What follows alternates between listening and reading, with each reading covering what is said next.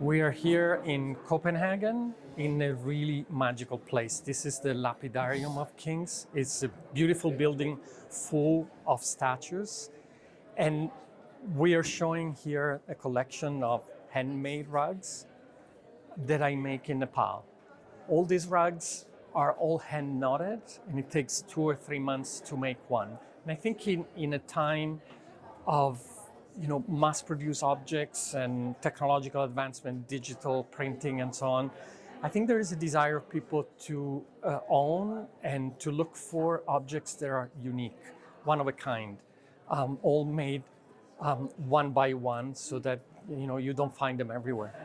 12 years ago, in my studio in Brooklyn, a man came asking from Nepal, and he asked me if I wanted to make rugs, handmade rugs, with him.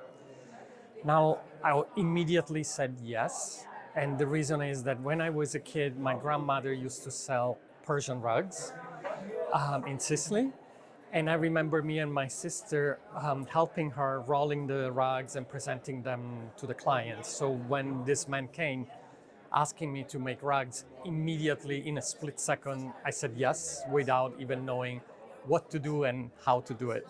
Now it's been 12 years. The first one that we did is the non-flying carpet, which was a modular rug made of individual pieces combined together. It was an imaginary garden.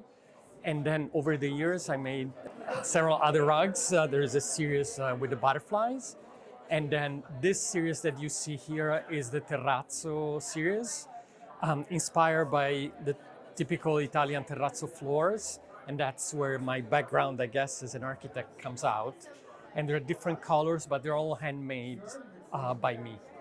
And the new series that we are presenting now is the Secret Gardens.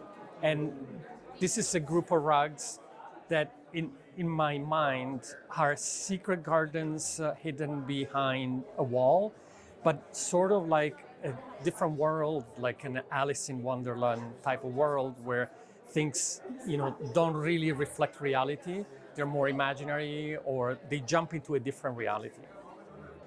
This is another rug of the series of the Secret Gardens.